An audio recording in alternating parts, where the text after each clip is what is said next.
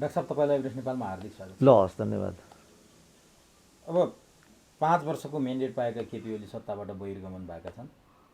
Sher Bahadur देउवालाई mandate पनि थिएन, agenda पनि थिएन, उनी अचानक सत्तामा आए। कस्तो देखियो भने झन्डै 2/3 मतसहित आएका केपी ओली 1/3 झरेका छन्। अहिलेको हिसाब हेर्दा 1/3 पनि नपुगेको शेरबहादुर देउवा झन्डै 2/3 ल्याए 249 को हिसाबले प्रधानमन्त्रीमा विश्वासको मत पाएर चाहिँ अनुमोदन भएका छन्। एउटा नेपाली जनता, आम नेपाली जनता जो चाहिँ बिहान काम गरेर बेलुका खानुपर्ने, काम नगरे चुलो नबोल्ने, भोकै बस्नुपर्ने र गिट्टी कुटेर जीविका पार्जन गर्ने, सरकारसँग प्रत्यक्ष सहभागिता नहुने, जोडिँदै नजोडिने मान्छेहरूको तात्विक जीवनमा चाहिँ यो फेरबदलले केही फरक पार्छ डाक्टर साहब? किन खुसी र दुखी हुनुपर्ने? सामाजिक सञ्जाल हेऱ्यो त्यस्तै छ, केही फरक पार्छ र यसले? मैले यहाँबाट होइन, यो त सामाजिक सञ्जाल भनेको त मध्यमवर्गीय टाठाबाठा खातापिताहरूको पकडमा रहेको संरचना हो नि त। तपाईँले भन्नुभएको चाहिँ त्यहाँ पहुँच नहुनेहरूको हो। मलाई लाग्छ 5 वर्ष अगाडि त सोसियल मिडियामा म पनि जोडिएको थिइनँ होला। यो 2040 सालको दशकको कुरा हो। कतिपयले टेलिभिजनको कुरा हामीलाई गर्थे। नेपालमा टेलिभिजनको सुरुवात भएको 40 सालमै हो। हामी त्यो टेलिभिजनको कुरा सुनेपछि ट्वा परेर हेर्थ्यौँ, के भन्छन् होला यिनीहरू भने जस्तो लाग्थ्यो। त अहिले यो जुन तपाईँ गिटीको के भन्नु हो, तिनीहरूको त विषयवस्तु नै होइन नि। यो आम नेपालीको लागि भनौँ न, अब बहुसङ्ख्यकता हामी गरिबीकै रेखामुनि छौँ। अहिले पनि किसान कृषि कार्य नगरेर पेट भरिँदैन, त्यो पनि 3-4 महिनाभन्दा बढी हुँदैन। त्यस्ता मान्छेलाई प्रधानमन्त्रीको कुर्सीमा शेरबहादुर आउनु र केपी ओली जानुले अथवा अर्को आउनुले कुनै तात्विक भिन्नता राख्छ कि राख्दैन? उनीहरूले त्यसले महत्त्व दिन्छ कि दिन्न? यो ठुलो चाहिँ नेपालीहरूकै लागि ठुलो विषय बनाएर चाहिँ अहिले स्याल यहाँ गरिरहेछ। त्यही भएर मैले डाक्टर साहब होइन, यो त अब अर्को के छ, नेपालको राजनीतिमा समस्या के छ भने पब्लिक पनि आम पब्लिकको रूपमा छैन, त्यो पार्टिसन जस्तो नै छ। किनभने तलैदेखि वातावरण चाहिँ विषाक्त बनाएर ल्याएको छ यिनीहरूले। मेरो 2जना विद्यार्थी थिए यहाँ किर्तिपुरका, अनि अब गाउँै फर्केर जानु पर्यो भनेर उनी यहाँबाट नुवाकोट गए। नुवाकोट गएपछि 1-2 महिनाको अन्तरालमा उनीहरूले त्यहाँ हाय हलो बोलचाल आदान प्रदान एउटा पनि उनीहरूले त्यहाँ लिफ्ट पाएनन्। उनीहरूको समस्या के थियो भने उनीहरू कुनै पार्टीमा आबद्ध थिएनन्। अब तपाईँ पार्टीमा आबद्ध नहुने बित्तिकै त अहिले तपाईँले गाउँमा पनि तपाईँ खुट्टा टेक्न सक्नुहुन्न नि। पुरै यो घर कसको, यो घर कसको, यो घर कसको भन्ने कुरा पहिल्यै नोटिस हुन्छ राजनीतिक दलहरूसँग। सांस्कृतिक रीतिरिवाज समेत बायसका आधारमा हुन थाल्यो सबै कुरामा। अब यहाँ त काठमाडौँमा त देखि नै रहेछ, तपाईँ भएकै छ। कुनै एउटा पत्रिकामा लेख छाप्नु पऱ्यो भने पनि सम्पादक आफ्नो हुनु पऱ्यो, कुनै एउटा टिभीमा अन्तर्वार्ता बज्नु पऱ्यो भने पनि त्यो आफ्नो हुनु पऱ्यो। केही उपाय छैन नि त, तपाईँ देखिरहनु भएको छ नि त। अब यो तरिकाले उनीहरूले चाहिँ भने, उहिले राजाहरूले भन्थे नि, 17 साल अगाडि राजाहरूको भनाइ यही थियो। यो चाहिँ यो कोरा दलगत व्यवस्थाले गर्दा यसले चाहिँ समाज रीतिथिति बुझ्दैन, यसले चाहिँ दल समाजमा चाहिँ विभाजन ल्याउँछ, अनि सामाजिक सुसम्बन्धहरूमा गतिरोध ल्याउँछ। त्यसकारण यो चाहिँ हाम्रो हावापानी माटो र समाज अनुकूलको छैन, यो व्यवस्थै हाम्रो लागि अनुकूलको छैन। यो यही तर्क दिएर राजाले चाहिँ 17 साल ल्याएको थियो। नभन्दै राजाले जुन 28-29 वर्ष चाहिँ निर्दलीय व्यवस्था चलाए नेपालमा, त्यो निर्दलीय काल नै यस्तो हो जसले दिएको शैक्षिक, भौतिक र अन्य पूर्वाधारको जगमा हाम्रो समाजले काम चलाइरहेछ भनौँ न। साधारण एउटा वीरअस्पताल जानु पऱ्यो भने पनि राणाकालमा खुल्यो, टेकु जानु पऱ्यो भने पञ्चायतमा खुल्यो, टिचिङ हस्पिटल पनि पञ्चायतमा खुल्यो। अब अरू जति रहेका पूर्वाधारहरू थिए, औद्योगिक पूर्वाधार इत्यादि, त त्यसमा निर्दल गनाउँछ इत्यादि भनेर उनीहरूले त्यो सबै बन्द नै गरिदिए। आज संयोगले डाक्टर साहब ठ्याक्कै 17 सालको कुरा निकाल्नुभयो, 15 सालपछिको संयोगले बिपी कोइरालाको स्मृति दिवस रहेछ, साउन 6। आजकै दिन बिपी कोइरालाको 2039 साल साउन 6 गते निधन भएको। अब ठ्याक्क डाक्टर साहबले भन्नुभयो जुन अवधिमा राजाको महेन्द्रको प्रत्यक्ष शासन चल्यो 10 वर्ष, 17 देखि 28, त्यही अवधिमा महेन्द्रको कालमा भएका कुराहरू हुन् भन्दा एउटा कल्पना गरौँ त, बिपी कोइरालाले त्यति बेला भनेका कुरा हामी आजभोलि काहीँ पढ्छौँ, लेख्छौँ, देख्छौँ। एउटा दुनो गाई होस्, एकल गोरु होस् र एउटा सानो घरको छुप्रो होस्, त्यही हो नेपाली जनताको लागि आवश्यक पर्ने भनेर बिपी कोइरालाले भने हुन्, होइनन् त्यो निकै चर्चामा ल्याइन्छ आजभोलि। तर त्यो समय बदलेर आज एउटा हातमा ल्यापटप होस्, एउटा घडेरी होस्, एउटा घर होस्, बङ्गला होस्, अब सुकिला मुकिला केमा गइसक्यो। यदि बिपी कोइरालालाई महेन्द्रले अपदस्थ नगरेर 5 वर्ष मात्रै काम गर्न पाएको भए त्यति बेला के हुन्थ्यो डाक्टर साहब? विकास हुन्थ्यो डेमोक्रेसीको नाममा, अथवा विनाश हुन्थ्यो, अथवा नेपाल बङ्गलादेश हुन्थ्यो, के हुन्थ्यो? धेरै चर्चा परिचर्चा गर्छन्। ठ्याक्कै डाक्टर साहबले प्रसङ्ग ल्याउँदाले मैले यो विषय सोधेँ। अब के हुन्थ्यो भनेर चाहिँ हाइपोथेटिकल्ली जाने हो भनेदेखि त जस्तो 47 सालदेखि यता के भयो त्यसलाई सादृश्य मानेर हेरौँ। 31 वर्ष त्यो छँदैछ, 47 पछि 78 सम्मको। अब तपाईँ त्यो 29 वर्षमा के भयो, यो 29 वर्षमा के भयो, तपाईँ ती तुलना गरेर हेर्नुहोस्। एउटा कुरा चाहिँ बिपीलाई बेनिफिट अफ डाउट के दिन सकिन्छ भने यिनीहरूभन्दा चाहिँ अब भिजनरी त बिपी छँदै थिए, त्यो म पनि मान्छु। बिपी एउटा भिजन भएकै नेता हुन्। अब प्रतिबद्धता अनुसारको परिणाम दिन्थे कि दिँदैन थिए त्यो त अब अन्यलमै रह्यो, हेर्न पाइएन। अब व्यवस्थागत दृष्टिकोणले भन्ने हो भने राजाको व्यवस्थाले जे गर्छु भनेको हो उसले एक हदसम्म त्यो गरेको नै मान्नुपर्छ हामीले। यता हामीले चाहिँ जे गर्छौँ भनेका हौँ त्यो पनि हामीले कबुल गर्नुपर्छ कि हामीले गरेका होइनौँ। अब हाम्रो आँखा अगाडि छ नि त, टेकु जस्तो अस्पताल अर्को बनेन, टिचिङ जस्तो अस्पताल अर्को बनेन, बाँसबारी छाला जुत्ता त निमिट्यान नै भयो, भ्रिकुटी कागज कारखाना त बन्दै गरियो, सिमेन्ट उद्योगहरू बन्द गरिए, सम्पूर्ण कल कारखानाहरू बन्द भए। तपाईँले ट्रली बस देख्नुभयो कि देख्नु भएन? हजुर देखेँ, चढे पनि एक दुईचोटि चढ्ने मौका पाइयो। हेर्नुहोस् त कस्तो गहना जस्तो थियो काठमाडौँको। त्यो बन्द गर्नुपर्ने केही पनि कारण थिएन नि। साझा बस चल्थ्यो मेची महाकाली, त्यति राम्रा बस त अरू कुनै थिएनन् नेपालमा। साझा प्रकाशनको कुरा पनि त्यही हो, नेवानीको कुरा पनि त्यही हो। 28वटा जहाज थियो त्योसँग, अब अहिले 6मा ओर्लेको छ त्यो। ग्राउन्डेड छन् कति जहाजहरू। युरोप सेक्टरसम्म हाम्रो फ्र्याङ्कफर्ट हिथ्रोसम्म जान्थ्यो। अहिले हाम्रो युरोप सेक्टर चाहिँ ब्ल्याक लिस्टेड छ। के भन्ने अब यो भन्यो भने अहिले पनि प्रतिगामी भनिहाल्छन्, बोल्नै हुँदैन। तर भन्छन् नि यिनीहरूले फेरि हामीले प्रजातन्त्र ल्यायौँ, बोल्ने अधिकार दियौँ, अहिले तपाईँहरू टेलिभिजनमा अन्तर्वार्ता लिन पाउनु भएको छ, हामीलाई गाली गर्न पाउनु भएको छ, दोहोरो कुरा गर्न पाउनु भएको छ, नारा जुलुस गर्न पाउनु भएको छ, बाटो कयौँ किलोमिटर बढाइसक्यौँ हामीले, विश्वविद्यालय कति बनाइसक्यौँ हामीले, त्यसपछि आएर गाउँ गाउँमा स्वास्थ्य चौकी थिएन, हरेक गाउँमा हामीले स्वास्थ्य चौकी पुऱ्याइदियो भन्ने कुरा त यिनी छन् नि फेरि। अब जहाँसम्म टेलिभिजनको कुरा हो, ती टेलिभिजनमा उनीहरूका कार्यकर्ताभन्दा बाहेक अरूको अन्तर्वार्ता बढ्दैन, सिद्धिहाल्यो।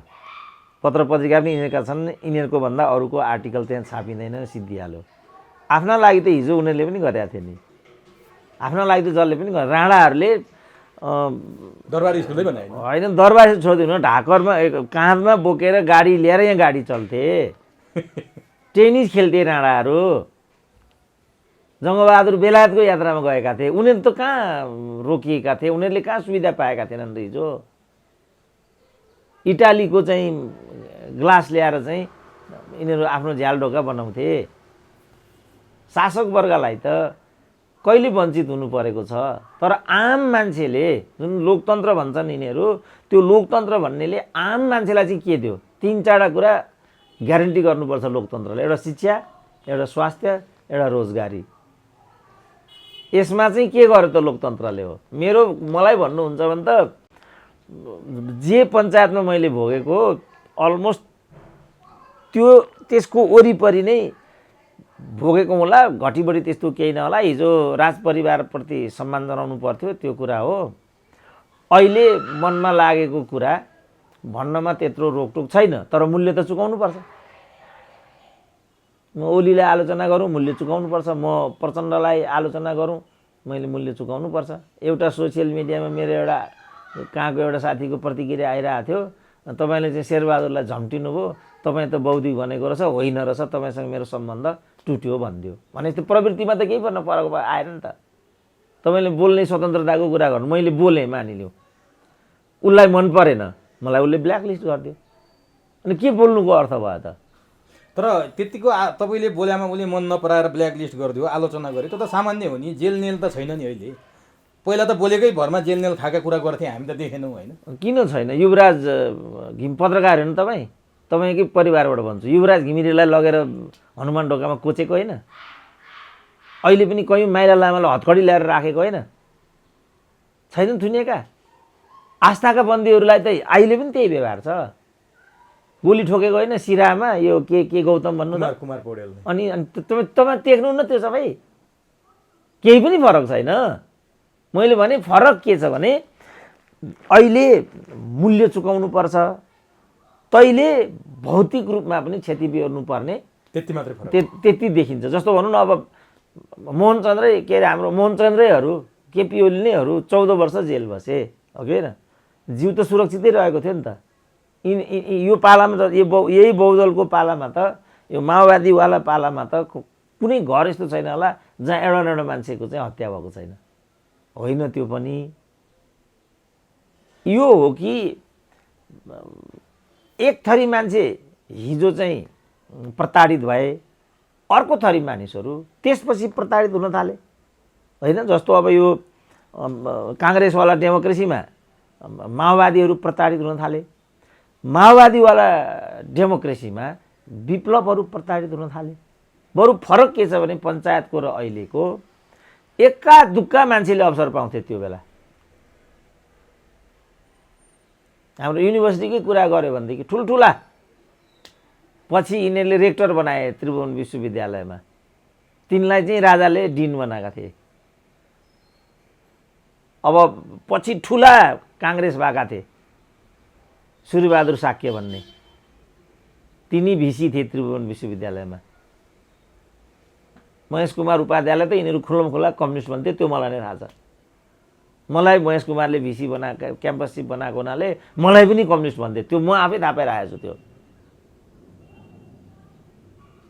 त्यसकारण भनेपछि 20 को 19 केही पनि 20 को 19 छ, तर 20 का 20 छैन, त्यति मात्रै। हामीले पनि बेमानी त गर्नु भएन।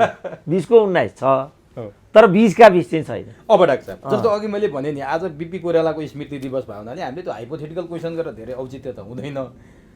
अहिलेका भन्दा भिजनरी त देख्नुभयो डाक्टर साहबले। अहिलेको 31 वर्ष जुन हामीले बिहोर्यौँ नि 47 सालपछि 78 सालसम्म आउँदा, बिपी कोइराला भइदिएको भए पनि त्यो यस्तै बिहोर्नु पर्ने अवस्था हुन्थ्यो कि अलिकति फरक चाहिँ पाउन सक्ने अवस्था हुन्थ्यो? विकासको कुरामा होस् अथवा रोजगारको कुरामा अथवा राष्ट्रियताका कुरामा। उनलाई त भारतीय दलाल भनियो अन्तिमसम्म भनेर डाक्टर साहबले पटक पटक व्याख्या गर्नुभएको छ।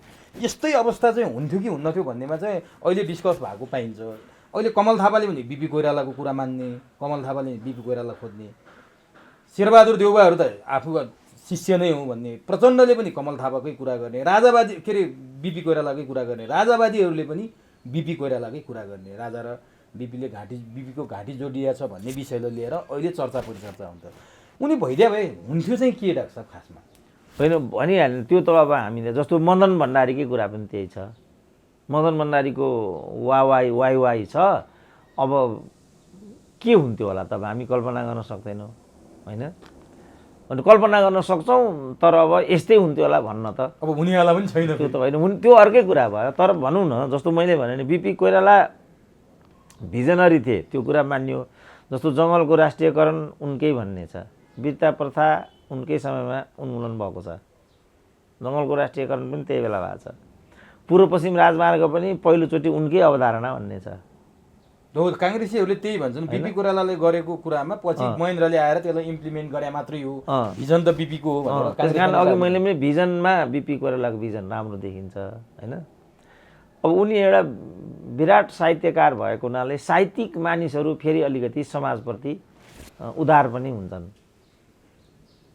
साहित्यिक एउटा मानसिकताको त्यो एउटा विशेषता हुन्छ। र संसारका ठुल्ठुला नेताहरू प्राय स्रष्टा नै देखिन्छन्। माओ भने पनि, लेनिन भने पनि, नेहरू भने पनि, अब हाम्रो यहीँ पुष्पलालको पनि एउटा साहित्यिक मान्यता, राम्रो साहित्यिक मान्यता देखिन्छ। त्यो चाहिँ कम्युनिस्ट पार्टीभित्रको गुटबन्दीले गर्दाखेरि पपुलराइज हुन पाएन। अब यो पार्टिसनले गर्दाखेरि हामीहरूले, मैले त्यही कम्युनिजममा पिएचडी गरेँ, तर मेरो त्यो विज्ञतालाई त यो समाजले मानेन नि त,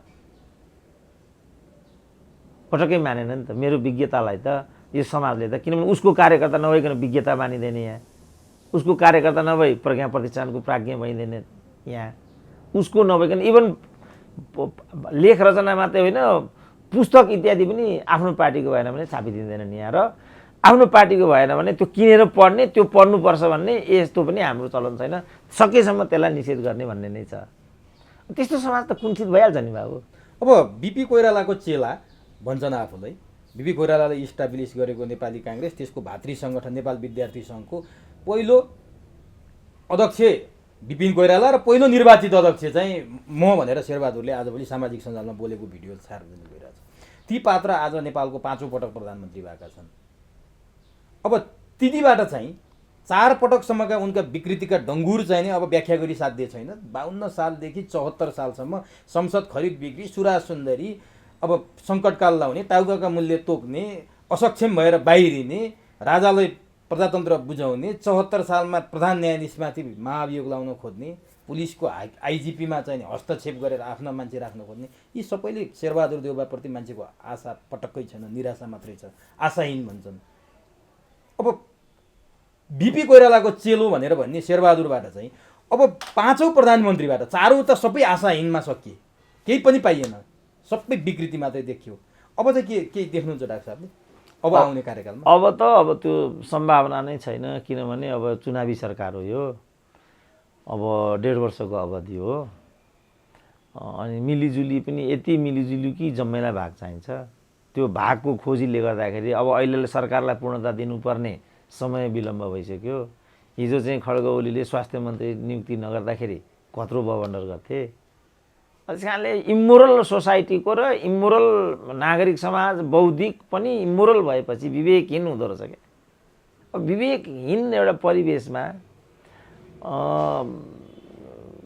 के कति भन्न सकिन्छ त्यो नै मेरो लागि त अब के भन्ने, मैले नै बोल्दाखेरि अकमकिनु पर्ने स्थिति आइसक्यो। अघि मैले तपाईँलाई भने नि, तपाईँले जति पनि शेरबहादुरको विषयमा भन्नुभयो त्यो त मैले शेरबहादुरलाई कहिले पनि भनेको थिएन, तर तैँले भनिस् भनेर एउटाले अप्टिक लगायो। तर हो त फेरि त्यो भएकै कुरा त बोलिया हो। समाजले मानेन नि बाबु। समाज, अघि मैले भने समाजले जब कुनै पनि समाज गुणग्राही हुँदैन भने, तपाईँको विज्ञतालाई मान्दैन भने, अनि तपाईँले ल्याउनु भएको लोकतन्त्रकै के अर्थ भयो? लोकतन्त्र भनेको त रेस्पोन्सिभ हुनुपर्छ। लोकले चाहिँ प्रश्न उठायो भने तपाईँ त्यसमा जवाफदेही हुनैपर्छ। जस्तो 5वटा 6वटा आरोप, गम्भीर आरोप तपाईँले शेरबहादुरमाथि लगाउनु भयो नि त, होइन? अब त्यो आरोप त शेरबहादुरले र शेरबहादुरको गुणगान गाउने जुन भक्तजनहरू छन् तिनले गम्भीर रूपमा लिनुपर्छ नि। ओहो, किनभने सुराज सुन्दरी पनि हो, आइजी काण्ड पनि हो, न्यायाधीश काण्ड पनि हो, टाउको मूल्य तोकेको पनि हो, ठुलो सरकार पनि हो, सबै कुराहरू हुन्।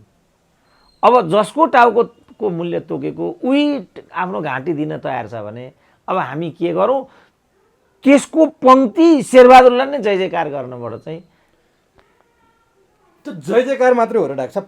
अझै के देखियो भने केपी ओली प्रधानमन्त्री हुन्छन्, सबैभन्दा बढी खुसी माओवादी हुन्छन्। जति बेला उनीहरूको गठबन्धन बनेको थियो त्यति बेला सामाजिक सञ्जाल हेर्नु पर्थ्यो, सार्वजनिक फोरममा जानु पर्थ्यो, कहीँ जानु पर्थ्यो, म त माओवादीको उद्गम ठाउँकै मान्छे, केपी ओली राजनेता महान नेता भन्ने तिनै माओवादी हुन्थे। अब प्रचण्डले फेरि शेरबहादुरलाई प्रधानमन्त्री बनाए। आज काङ्ग्रेस जनहरू खुसी देख्दैन। म काङ्ग्रेस जनका नेतासँग कुरा गर्दा हामीलाई हर्ष पनि छैन, विस्मात पनि छैन भनेर काङ्ग्रेसका नेताहरू भन्छन्। तर माओवादीका नेता कार्यकर्ता किन यति धेरै खुसी भएको हो शेरबहादुर प्रधानमन्त्री भन्दा, यो बुझ्नै नसकिने कुरा भयो कि। बनेका छन् शेरबहादुर काङ्ग्रेसको नेता प्रधानमन्त्री, खुसी छन् माओवादी। होइन, यस्तो नि त, एक त यो अधिनायकवादी विचारबाट आएको प्रवृत्ति अलिकति अनुदारवादी हुन्छ एक कुरा त, र त्यो परपीडक पनि हुन्छ। किन उसको विचारधारा नै वर्ग विरोधी हो नि, वर्ग निषेधित हो नि त उसको विचारधारा नै।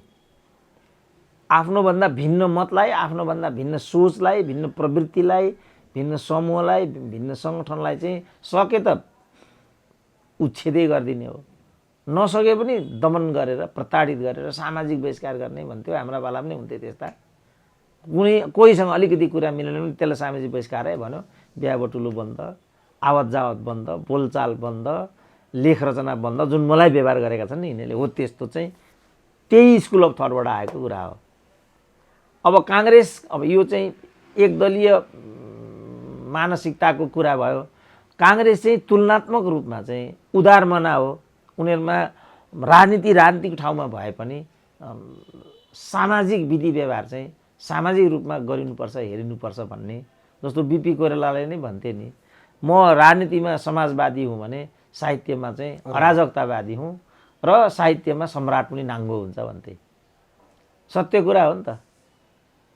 सम्राटलाई यौन सुख नचाहिने अनि सर्वहारालाई मात्रै चाहिने भन्ने त हुँदैन होला।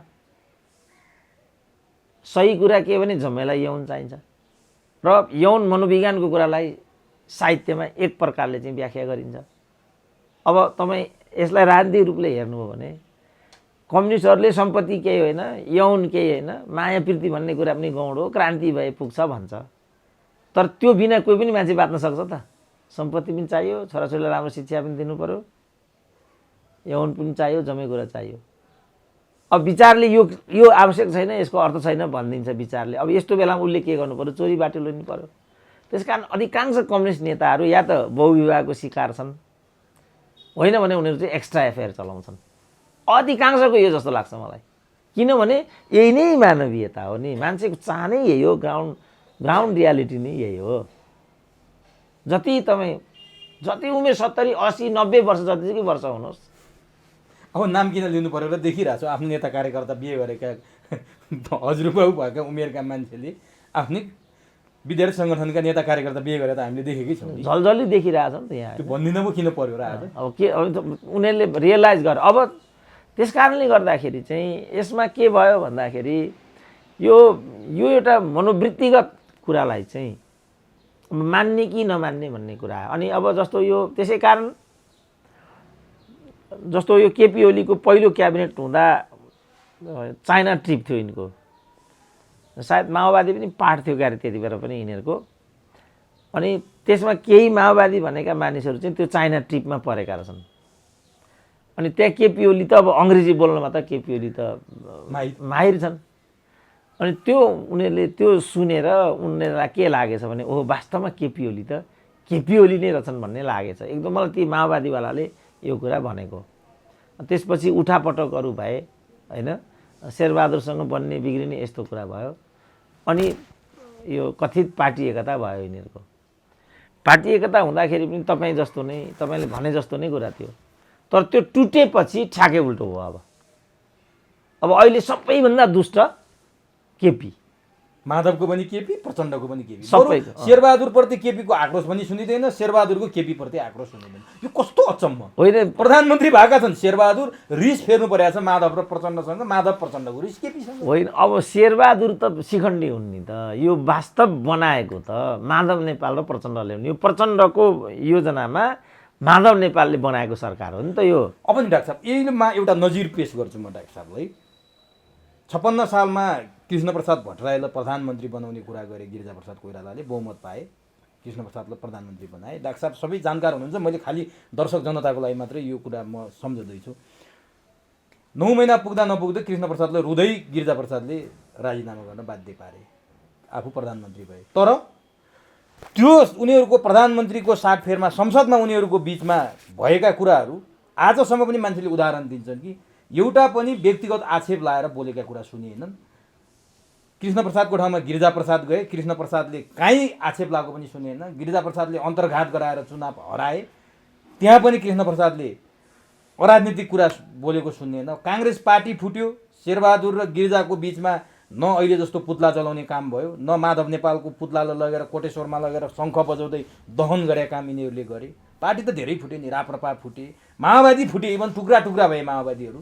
तर आज केपी ओली र माधव नेपालको हेर्नुहोस् त डाक्टर साहब, एउटाले चाहिँ नि बाँदरे प्रवृत्तिबाट माधव नेपालको विरोध गरेको छ, अर्कोले जलाएको छ, फल्नु गरेर केपीको जलाएको छ। यो के गरे यिनीहरूले भने कि यिनीहरूले अरूबाट सिक्दैनन्, अरू देखेका छैनन् इतिहास नेपालमै त्यस्तो भएको छैन नि अहिलेसम्म। होइन अब यिनीहरू त अघि मैले भने नि एउटा निषेधकारी प्रवृत्तिका तत्त्वहरू हुन् यिनीहरू। संस्कार कस्तो रहेछ भन्ने जनतामा बहस हुन थाल्यो क्या आज। होइन त्यो त भने नि एक दलीय प्रवृत्ति भनेको जहिले पनि त्यस्तै हुन्छ। तपाईँलाई तपाईँको प्रश्न पनि पुरा हुन नदिइकन म उत्तर दिन थालेँ भने त्यो सिस्टम मानिँदैन नि त्यस्तो। त्यस कारणले बोल्नु भनेको सोध्नु भनेको प्राविधिक कुरा मात्रै होइन नि, योजना अनुसार तपाईँले के चिजमा मबाट के चाहनु भएको हो अनि तपाईँलाई मैले कस्तो उत्तर दिन पर्ने हो एकअर्कालाई त ठिकसँग बुझ्नु पर्यो नि त। अब यिनीहरू चाहिँ जस्तो अब नेतृत्वको एउटा शैलीले पनि थोरै फरक पार्छ। जस्तो त्यही कुरा म भन्छु मानिसहरू त्यो कुरा राम्रो भन्दैनन्। तुलनात्मक डाइनामिक लिडर छन् प्रचण्ड भन्छु नि म। जस्तो अघि तपाईँले पनि भन्नुभयो प्रशस्त विभाजन आयो, टुक्रा टुक्रा भयो माओवादी 10 समूह भएको थियो त्यहाँ। यस्तो हामीले कहिले पनि देखेनौँ नि। यस्तो पुतला जलाउने अर्कोलाई जिउँदै मार्ने काम त गरेको थिएन। यस्तो कहिले हामीले देखेनौँ। जस्तो यहीचोटि पनि 7 जना माओवादीका जाजल्यमान नेताहरू प्रचण्डबाट छुटे, जसलाई प्रचण्डले सकेको भरण पोषण गरेका थिए। त्यसको अतिरिक्त प्रचण्डले त्यस्तो प्रकारले दुत्कारेको हामी सुन्दैनौँ नि। मातृकाहरू नै आए फेरि फर्के, त्यही कारण थियो आएकाहरू फर्केर गएका छन्। 5-7 समूह गएका छन् त्यहाँ। मणि थापा पनि समाहित भएका थिए पछि, अनि मातृका पनि समाहित भए। ओन्सरी घरतीहरूको पनि अलग समूह थियो, बादलै छुट्टै थिए। अनि पछि बादलहरू नै पुगे त्यहाँ सबै समाहित भए। तदनुरूप सबैलाई अवसर पनि दिए। यही आलोकमा मैले भनेको कि अरूभन्दा तुलनात्मक डाइनामिक छन् है प्रचण्ड। तर सुरेन्द्र केसी अब फेरि भनिदिए होइन। त यस्तो किन हुन्छ त भनेर भन्दाखेरि उनीहरूमा चाहिँ एउटा राजनीतिक द्वन्द्व हो, राजनीतिक प्रतिस्पर्धा हो। राजनीतिमा यस्ता कुरा अस्वाभाविक हुँदैनन् र यसलाई राजनीतिक रूपमा नै सम्बोधन गर्नुपर्छ, सल्टाउनुपर्छ भन्ने चेत छैन नि त त्यहाँ। यिनीहरूलाई एउटै के लागेको छ भने माधव कुमार नेपालहरूले गर्दा आज हाम्रो अगाडिको भाग चाहिँ खोसियो। जस्तो भनौँ न 11 जना राजदूत अब फर्काएर ल्याए। अब यिनीहरूलाई त कति तोड पर्यो होला त। अब केही न केही फुटपाथका मान्छे रल्लिएर हिँड्ने मान्छे थिए, भागभागी राजदूत बनाइदिएको थियो ओलीले। सानो तोड पर्यो होला त। उनीहरूले सपना बुनिसकेका थियो होला, छोराको एउटा सपना थियो होला, छोरीको एउटा सपना थियो होला, आफ्नै एउटा चिन्तन थियो होला, मेरो बायोडाटा बन्ने भयो भन्ने लोभ थियो होला। त्यो सबमा चाहिँ प्रहार भएपछि मुखमा आएको भाग चाहिँ कसैले खोसिदियो भने तपाईँलाई कस्तो लाग्छ ल भन्नु त। चकनाचुर भयो सपना। त्यसपछि यी मध्येका सबभन्दा वरिय व्यक्ति युवराज कार्की भन्ने तिनको पनि नाम थियो यसमा। यिनी त अगाडि नै त्यो ग्रेजुएसन नगरे हुनाले फालिसकेका थिए। अब तिनको चाहिँ भनाइ के थियो भने म माथि घोर अन्याय भयो, पहिला पनि मलाई यस्तै भयो, अहिले पनि मलाई यस्तै भयो। अब मन्त्री तहका मान्छेको त्यो कुरा छ भनेपछि जो यी फुटपाथका मान्छेलाई टिपेर यिनीहरूले राजदूत बनाएका छन् तिनीहरूलाई कति तोड परेको होला। उस्तै पऱ्यो भने त यो प्रचण्ड शेरबहादुरलाई घुच्चुकमा हान्न पाए हुन्थ्यो भन्ने लागेन होला त। त यो कारणले एक त सैद्धान्तिक समस्या, त्यो स्कुलिङ नै त्यस्तो छ कि आफ्नो स्वार्थ प्रतिकूल हुने बित्तिकै त्यसलाई सिद्ध्याउनुपर्छ, मार्नुपर्छ, काट्नुपर्छ, निषेधकारी प्रवृत्ति। स्कुलिङ नै एउटा त्यस्तो छ। अब अर्को चाहिँ अब सैद्धान्तिक स्वार्थहरू, सङ्गठनात्मक स्वार्थहरूका कुरा भए। नम्बर 3 मा चाहिँ वैयक्तिक स्वार्थहरू पनि यदि त्यसमाथि चाहिँ साङ्घातिक हमला भएको छ भने त्यसलाई असामान्य रूपमा लिनु। आम मान्छे कसैलाई पनि एउटा जस्तो भनौँ न यहाँ कति मान्छेलाई मन्त्री हुन पाउँछु कि पाउँदिनँ, मन्त्री भएन भने कसरी म यहाँ बाँच्नु, कसरी नाक देखाउनु भन्ने समस्या छ भने प्रदीप गिरीलाई त त्यो समस्या कहिले पनि छैन छ त। उनी पनि त मान्छे नै हुन्। तर आम मान्छे र खास मान्छेमा यही भिन्नता हुन्छ। जो अघि तपाईँले कृष्णप्रसाद भट्टराईको कुरा गर्नुभयो नि, कृष्णप्रसाद भट्टराईले हार्दाखेरि बिबिसीमा दिएको प्रतिक्रिया म अहिले पनि सम्झिरहेको छु। उनलाई अन्तर्घातबाट हराइएको हो, यो सबै भगवानको इच्छा हो। त्यस कारण यो कुरालाई म मनमा मात्रै राखेर म विरुद्ध अन्तर्घात गर्ने सबैलाई माफ गरिदिन्छु भनेको छ कृष्णप्रसाद भट्टराईले पहिलोचोटि। त्यो म सुनिरहेको छु। त्यसपछि दोस्रोचोटि भट्टराईलाई नै अगाडि नसारिकन चुनाव जितिँदैन भन्ने भयो गिरिजालाई। लौ त भनेर उनलाई चाहिँ अगाडि सारियो। अब नेपाली समाजको अघि मैले कुरा गरेँ नि, यो यति परपीडक छ र यो यति बैगुनी समाज छ कि लोकतन्त्रको लागि सम्पूर्ण जीवन न्यौछावर गर्ने कृष्णप्रसाद भट्टराईलाई काठमाडौँबाट कहिले पनि विजयी हुन दिएन। पराजय पनि कस्ताको हातबाट गराइयो भने विद्या भण्डारीको हातबाट, जो आफै 29 वर्षकी पनि थिएनन्। कुन योगदान थियो होला लोकतन्त्रमा उनको भन्नु त? मदन भण्डारीको अर्धाङ्गिनी हुनु बाहेक उनको कुन योगदान थियो होला ल भनिदिउँ त? तर त्यो तहको नेतालाई यो तहको नेता अगाडि सारेर अपमानजनक चाहिँ पराजित गराइयो। एकपल्ट हो र दुईपल्ट पराजित गराइयो। अन्तर्घातको कथा त फेरि बेग्लै छ। त्यसपछि उता वीरगन्जतिर लगियो। धन्न मधेसका जनताले बिचरा जे भए पनि मधेसका जनता सचेतै रहेछन् भन्नु पर्यो। कृष्णप्रसादको महत्त्व बुझ्दा रहेछन् पनि भन्नु पर्यो। विजयी बनाएर पठाए।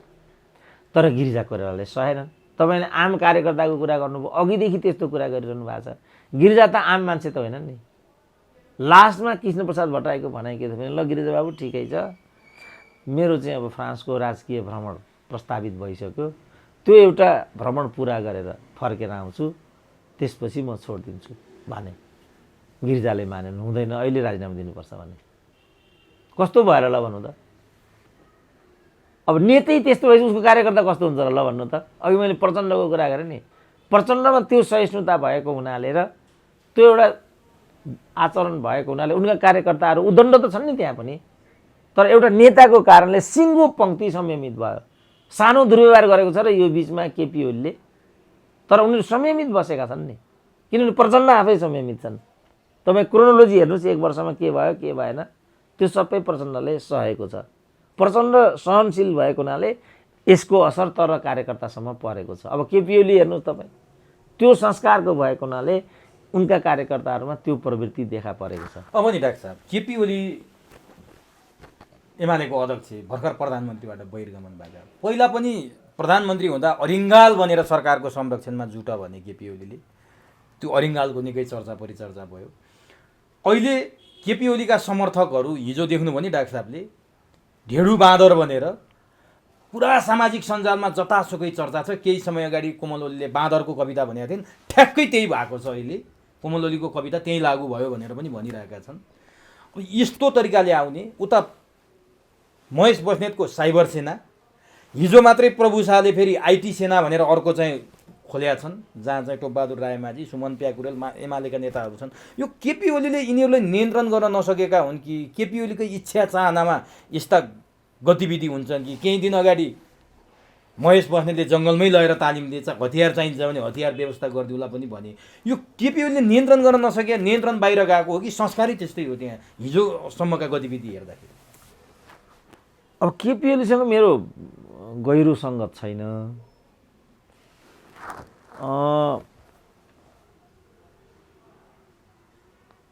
यो प्रतिक्रियात्मक मात्रै हो कि अब के कारणले उनी यस्तो गरिराखेका हुन्छन् त्यो बुझिन सक्नु छ। किनभने उनीहरू हामी बहुदलीय जनवादीहरू हौँ र अल्पमत र बहुमतको कुरालाई मान्छौँ। बहुमत सरकार, अल्पमत प्रतिपक्ष, आवधिक निर्वाचन, मानव अधिकार, विधिको शासन हामी मान्छौँ र बहुदलीय जनवाद त्यही हो पनि भन्छन्। तर उनीहरूले यो अनुसारको आचरण गरेको सामान्यतया हामी पाउँदैनौँ। जस्तो यो चोटि पनि सर्वोच्चको निर्णय मान्न उनीहरूलाई धेरै नै गाह्रो भयो। बाध्यताले मान्ने कुरा छँदैछ, तर सर्वोच्चको अदालतप्रति हाम्रो समर्थन छैन भन्ने कुरा उनीहरूले भनेकै छन्, हैन? अब यो अघि मैले भने उनीहरूको जुन एउटा सैद्धान्तिकरणको जुन प्रक्रिया छ, त्यो सैद्धान्तिकरणको प्रक्रिया नै त्यस्तो छ जहाँ भिन्न प्रवृत्ति, भिन्न व्यक्तित्व, भिन्न मत, भिन्न सोचलाई चाहिँ सम्मान गरिँदैन।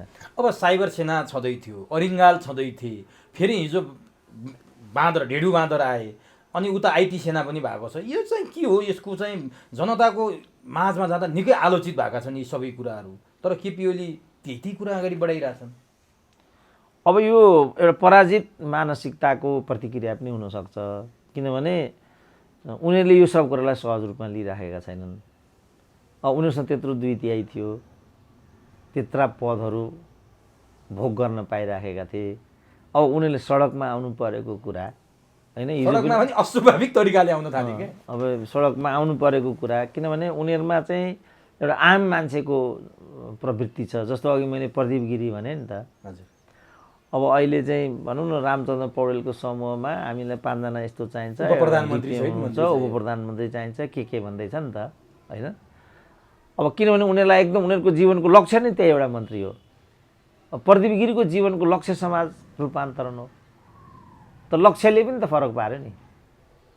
अब यिनीहरू चाहिँ यो एउटा आवरणमा पद प्रतिष्ठा र साधन स्रोतमाथि चाहिँ हैकम चलाउने उनीहरू यो मनोवृत्तिबाट परिलक्षित छन्। हाम्रा पालामा यही पार्टीमा काम गरेको हामीले, हाम्रा पालामा यस्तो थिएन, यस्तो त हाम्रो सोचाइमा पनि आउँदैन थियो र यस्ता खालका प्रवृत्तिहरूलाई पार्टीले तुरुन्त दुरुत्सान पनि गरिहाल्थ्यो। अब अहिले त बढ्दो पो छ। अब अहिले त किनभने अब उनीहरूले अब भनौँ न अब केपी ओलीकै कुरा गर्दा 2.5 वर्षको प्रधानमन्त्रीत्वको कुरा थियो। प्रचण्डकै कारणले सही, तर 2.5 वर्षको कुरा त विचलित भयो। त्यो त केपी ओलीलाई राम्रोसँग थाहा छ नि।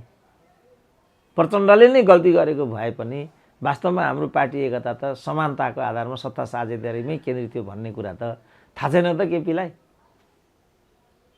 उनले चाहिँ यहाँसम्म आइपुग्नुको सट्टा बेलैमा यो प्रवृत्तिलाई चाहिँ व्यवस्थापन गर्नेपट्टि लागिदिएको भए आजको दिन आउने थिएन नि। त्यसपछि यिनीहरूले तलसम्म के भन्थे भने, यिनीहरूले गर्दाखेरि चाहिँ तपाईँ सुन्नु होला, माकुर्ने तेरो चालाले दुःख पाए साराले, प्रचण्ड तेरो पाराले दुःख पाए साराले। प्रचण्ड र माधव नेपालको फोटो राखेर अब त उनीहरूलाई किन यहाँ आइराखेको भाग चाहिँ यिनीहरूको कारणले खोसियो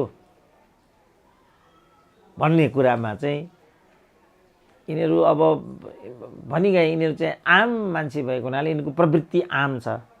अब यिनीहरूले त ठिक छ, केपी ओलीका कार्यकर्ताहरूमा अलिकति आक्रोश पनि हुनसक्छ, सत्ताबाट बहिर्गमन भएको उनीहरूले गरे। प्रभु शाह त माननीय मन्त्री भइसक्या मान्छे, यता महेश बस्नेतले साइबर सेना खोल्दा त्यत्रो विवादित बन्यो। फेरि त्यो आइटी सेना के का लागि चाहियो? नेपाल सेना छ, नेपाल प्रहरी छ, सशस्त्र प्रहरी छ, यिनीहरूलाई यो किन चाहियो होला? नेता कार्यकर्ता छँदैछन्, यो कहाँको के कुरा हो बुझ्नै नसकिने भयो कि होइन। प्रश्न छ, उनीहरूलाई भाग खोसिएकोमा ठुलो पीडा भइगयो। जस्तो माननीय मन्त्री तपाईँले के भन्नुभयो, अब माननीय मन्त्री त प्रेम आले पनि हुन्, कृष्णगोपाल श्रेष्ठ पनि हुन्, दीपक मनाङ्गे पनि छँदैछन्। माननीय मन्त्री को छैन नेपाली समाज भनिदिनु त? अहिले त घरै पछि माननीय मन्त्रीहरू छन्। कसको कति बेला जागिर जान्छ त्यो पनि थाहा हुन्न। फेरि प्रेमाले त्यही भन्दथे, लोकतन्त्रमा कति बेला मन्त्री पद फुत्किन्छ भन्ने पनि थाहा हुँदैन। मलाई जागिर गएकै थाहा थिएन भन्ने। अब अघि तपाईँले भन्नुभयो यो चाहिँ के पो भन्नुभयो, यो लोकतन्त्रमा के भन्नुभयो, यो लोकतन्त्र बोल्न पाइयो, फलानु पाइयो भन्नुभयो। अब मन्त्रीकै रोदन यस्तो छ भने अनि आम मान्छेको अवस्था के होला भन्नु त? हेर्नुहोस् त उनको रोदन, मलाई त जागिर गएकै थाहा पाएन, यस्तो नि लोकतन्त्र हुन्छ भन्छन् भन्ने उनीहरू नै भन्दा रहेछन् त। अब त्यसो भने अहिले उनी फेरि त्यो समूह बदलेर यता आएर फेरि मन्त्री हुने कुरा गर्दैछन्। त्यसो भने यस्तो पनि लोकतन्त्र हुन्छ त?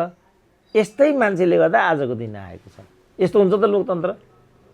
एउटा चुनाव चिन्ह लिएर एउटा दलको चाहिँ उम्मेदवारको रूपमा विजयी बनेर यहाँ आउनु छ, अनि यो तरिकाले मन्त्री हुनको लागि दाहिने देब्रे गर्नु छ, अनि उल्टो लोकतन्त्रको प्रश्न उठाउनु छ भनेपछि यी मान्छेका कारणहरूले गर्दाखेरि चाहिँ आज लोकतन्त्र चाहिँ बदनाम भएको हो। तर उनीहरूको तर्क यसमा के छ भने डाक्टर साहब, हामीले त सर्वोच्च अदालतको फैसलाको कार्यान्वयन गरे हो, पार्टीभन्दा माथि त सर्वोच्च अदालतको फैसला मान्नु पर्यो। एमाले त छँदैछ नि, हामी एमालेबाटै आएका हौँ, सूर्य चिन्हबाट आएका हौँ, आज पनि एमाले हौँ, भोलि पनि एमाले, पार्टी छोड्या होइन नि। सर्वोच्च अदालतले फैसला गर्यो, हामीले मानिदिउँ, त्यो पो भन्छन् त यिनीहरू त।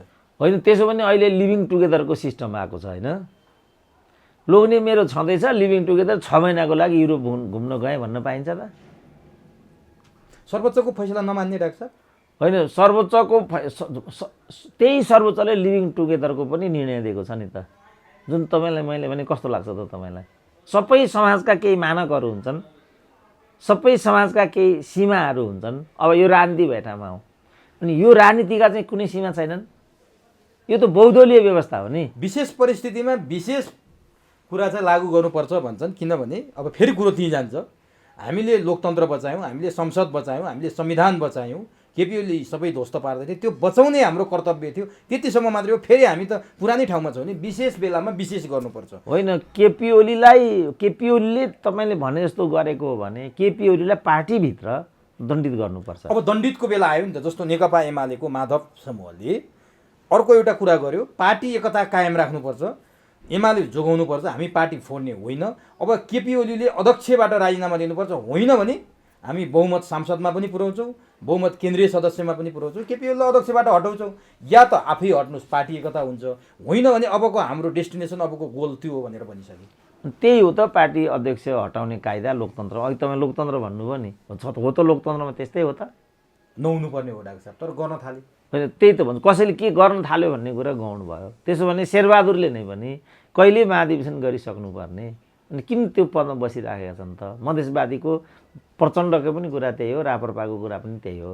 किन एउटा केपी ओलीमाथि मात्रै यो टोकस छ म बुझ्दिनँ कि। तर यस्तो हो नि त, जस्तो अहिले संसदमा शेरबहादुरले 165 मत पाए, नेकपा माओवादीको बादलहरू पार्टी छोडेका बाहेक उनीहरूको मत एक ठाउँमा छ, नेपाली काङ्ग्रेसको मत एक ठाउँमा छ। कन्ट्रोल गर्ने त पार्टीले होला नि।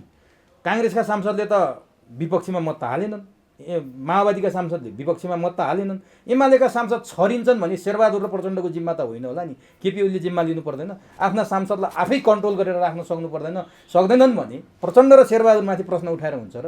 होइन, प्रचण्ड शेरबहादुर तपाईँले उठाइदिनु भयो नि त, महाधिवेशन उनले गरेका छैन, अहिले त एमालेको कुरा पो गर्दैछौ त। होइन बुझेँ, मैले भन्न खोजेको के भने हामीले अघि लोकतन्त्रको कुरा गऱ्यौँ होइन, समग्रमा लोकतन्त्रको कुरा गऱ्यौँ र त्यसको अभ्यासलाई हामीले मध्यनजर राखेर अभ्यासबाट हेर्ने हो भने चाहिँ लोकतन्त्र र गैर लोकतान्त्रिक समाजको बिचमा त्यत्रो फरक देखेनौँ हामीले। एउटा यो कुरा भन्यौँ होइन। अर्को यस हदमा चाहिँ मैले के भनेको भने नेपालका सबै राजनीतिक दलहरू चाहिँ सत्तामुखी छन् र स्वार्थमुखी छन्। उनीहरूलाई सत्ता चाहिन्छ, उनीहरूको स्वार्थ उनीहरूको परिपूर्ति हुनुपर्छ, उनीहरूले मन्त्री हुन पाउनुपर्छ। यो सम्पूर्ण किचल हो। जति जे भन्यो भने यो संविधान पनि होइन, व्यवस्था पनि होइन, खालि सत्ता मात्रै हो। यो यसको प्रकरण नम्बर 2 मा मैले यो कुरा भने। प्रकरण नम्बर 3 मा म के भन्न चाहन्छु भन्दाखेरि दलभित्रको किचल हो, अनि प्रतिनिधि सभामा लगेर थोपर्ने होइन नि। र यो दलभित्रको किचलोबाट बच्नको लागि हाउस विघटन गर्ने पहिलो व्यक्ति केपी ओली नै हुन्। त्यही बेला दलबाट उनलाई कारबाही गर्नुपर्ने हो नि त। बिग्रिँदा त्यहाँबाट सुरु गर्यो। अब अहिले आएर त ओह्रालो लागेको मृगलाई, अब अहिले त आयराम गैरामको हस्ती छ त्यहाँ। 22 जना सांसद, 21 जना सांसद थिए केपी ओलीका, उहाँ 32 पुगिसके। माधवका उहाँ 32 पुगिसके। यो आफूसँग भएका फेरि छोडिसके, फेरि आफूसँग भएका 10 जना त छैनन् नि, अहिले भोट हालेनन्। त्यो त सुरक्षित राखेको होला, उनीहरूको के कारण नीति होला केही पनि भन्न सकिँदैन नि। अब केपी ओलीसँग बसिरह यिनै तपाईँले अघि मन्त्री भनेकाहरू आएर चाहिँ फेरि यता गरेर मन्त्री खाना आएको भन्ने त जसलाई पनि थाहा छ नि त। त्यस कारण मैले के भनेको भने यो कुरा सत्य हो कि असफलताको मुख्य दोष केपी ओलीलाई नै जान्छ, यो कुरा सत्य हो। हुँदाहुँदै पनि त केपी ओलीलाई मात्रै अनुशासन लाग्ने भन्ने त होइन, केपी ओली मात्रै प्रतिबद्ध हुनुपर्छ भन्ने कुरा नै होइन। केपी ओली त मुली हुन्, घरको मालिक जस्तै हुन्। अब घरमा बाउको अन्डरमा छोराछोरी हुन्छन्, बाउ नै हुन् नि त पदीय हिसाबले त। तर आफ्ना छोराछोरी कहाँ जान्छन्, के गर्छन्, अर्काको घरमा मिल्यापो छन् कि मिल्न नदिने के ट्याक्टिस लाउनुपर्छ, त्यो त केपी ओलीले लाउन सक्नुपर्छ। त्यहाँनिर त चुक्या देख्यो नि केपी ओली। होइन, केपी ओलीको यो जिम्मेवारी हो भन्ने कुरा अघि पनि हामीले भन्यौँ। तर तपाईँले छोराछोरीकै कुरा गरिरहँदाखेरि अहिले हाम्रो पारिवारिक एउटा सन्दर्भमा छोराछोरीलाई नै हामीले तपाईँले भने जस्तो गरेर राख्न सकेका छौँ त? इमान्दार त हुनु पर्यो नि। मैले नै मेरो छोराछोरीलाई के भनेको थिएँ भने तिमीहरूले मेरो लागि केही पनि गर्नु पर्दैन, तिमीले एउटा कुरा गरिदेऊ। मैले भनेको थिएँ छोराछोरीलाई, तिमीहरू विदेश नगइदेऊ, मैले यति माग राखेको थिएँ। त उनीहरूले के भने बुवा हजुरले भनेको हामी 10 कुरा मान्छौँ, यो एउटा चाहिँ मान्दैनौँ भने अब के गरेँ त मैले? अब जाऊ भन्नु पर्यो। त्यस कारण पारिवारिक रूपमा भन्दाखेरि पनि यो छ यसको स्थिति। अब नि डाक्टर साहब, अब जस्तो शर्तमाथि शर्त थप्न थाले माधव नेपालहरू। पहिला एक पद एक व्यक्ति भन्ने माधव नेपालै हुन्। अब केपी ओलीलाई प्रधानमन्त्रीबाट त यिनीहरूले खसालिसके, झारिसके।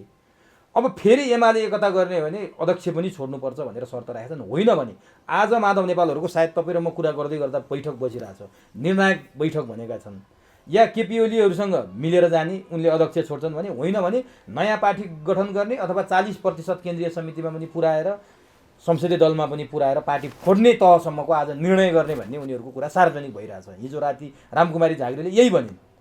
अब के देख्नुहुन्छ? केपी ओली राजीनामा अध्यक्षबाट देलान् र यिनीहरूलाई अध्यक्ष दिएर पार्टी एक गराउलान्, अथवा माधव नेपालहरूले 40% दुवैतिर पुऱ्याएर फुटाउलान्, अथवा माधव नेपालहरूले नयाँ पार्टी खोल्लान् र यो पार्टी चाहिँ दुईटा होला? के सम्भावना आज निर्णायक भनिरहेछन्?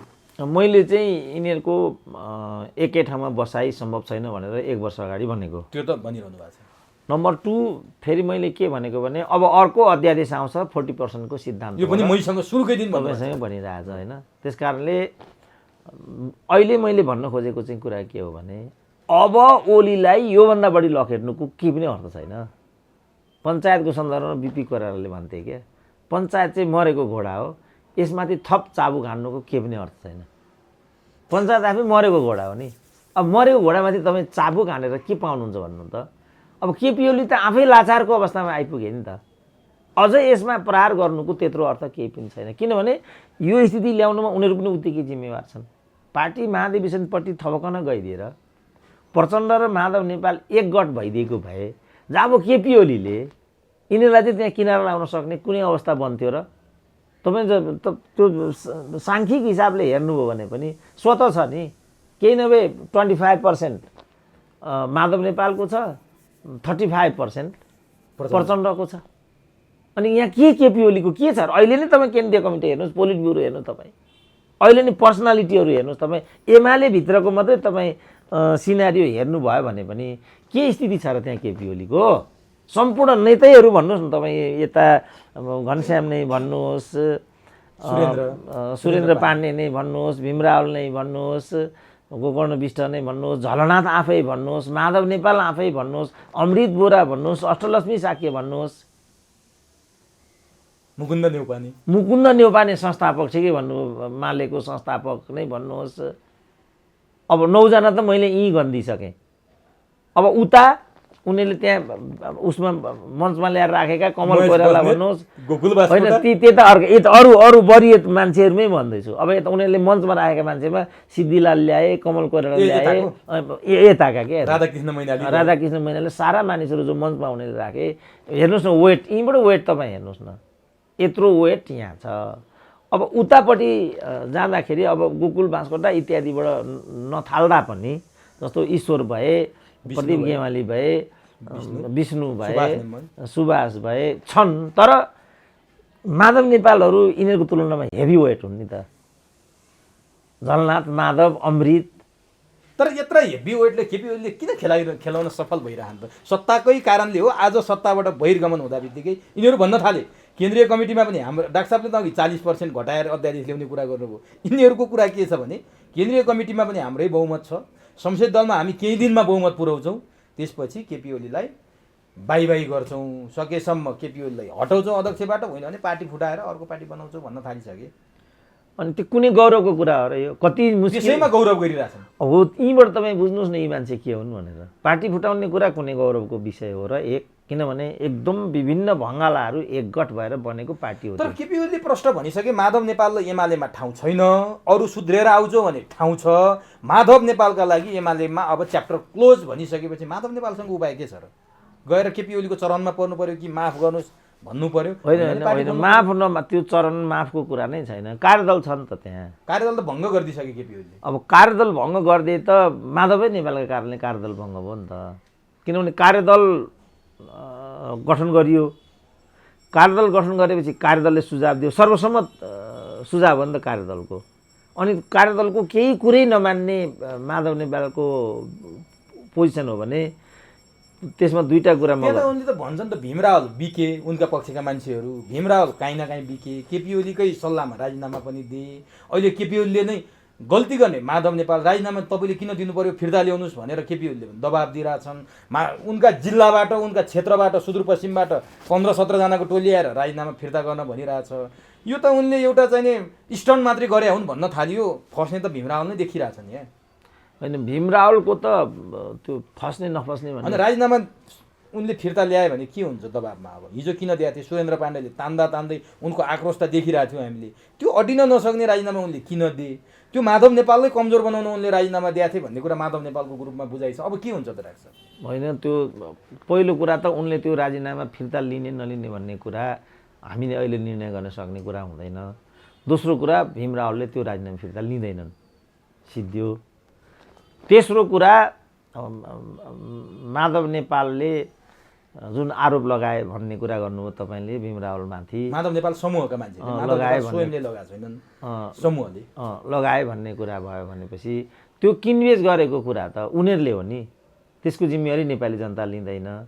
जहाँसम्म किनबेचै हो भन्ने कुरा छ, अनि त्यो 7 जना फेरि को हुन् त? फेरि ती खुल्लम खुल्ला त्यो के चिनकाजी श्रेष्ठ भने, किसान श्रेष्ठ भने, प्रेम आलेको कुरा अघि पनि हामीले गरिहाल्यौँ, अरू 5-7 जना पनि त्यहाँ छन् होइन तिनीहरू। अनि तिनीहरू चाहिँ के चाहिँ तिनीहरूले चाहिँ त्यो चाहिँ किनबेच होइन त्यसो भने? त्यस कारणले यो किनबेच इत्यादि भन्ने कुरा अहिले छोडिदिउँ। यो कहाँ गएर टुङ्गिन्छ त डाक्टर साहब? त अचम्म भयो। अब केपी ओलीको समूहले यिनीहरूसँग 22 जनासँग प्रष्टीकरण सोध्ने भन्यो, सोधेकै रहेन, त जवाफ आएन। आज बल्ल सोध्ने पत्र काट्ने तयारी हुँदैछ अरे। अब यिनीहरू त्यो सोध्ने मात्रै गरेर हामी सिधै सर्वोच्च जान्छौँ, किनभने सर्वोच्चले हामीलाई त्यो सुविधा दिएको छ भनेपछि केपी ओलीहरू हच्केको भन्ने कुरो पनि छ। अब उनीहरू आज तयारीमा छन्, केपी ओलीहरू एक्सन लिन सकिरहेको छैनन्, के हुन्छ त? अब यहाँबाट के रिजल्ट आउँछ? होइन, रिजल्ट त यो जम्मा जम्मी यो एमाले सिद्ध्याउने खेल मात्रै हो यो, र रिजल्ट अहिले अलरेडी बजारमा छ। यसको सार तत्त्व चाहिँ एमाले छेदविच्छेद बनाउने मात्रै, यसको सार तत्त्व त्यति मात्रै हो। यो 2/3 भाँड्नु थियो, भाँडियो, त्यसपछि एमाले सिद्ध्याउनु थियो, सिद्धियो होइन। अब केपी ओली त खालि एउटा बाहना मात्रै हो, मोहरा बनाइयो। केपी ओलीलाई एउटा बाहना बनाएर चाहिँ एमाले, किनभने एमाले त फेरि एउटा राइजिङ शक्तिको रूपमा आइसकेको थियो नि त।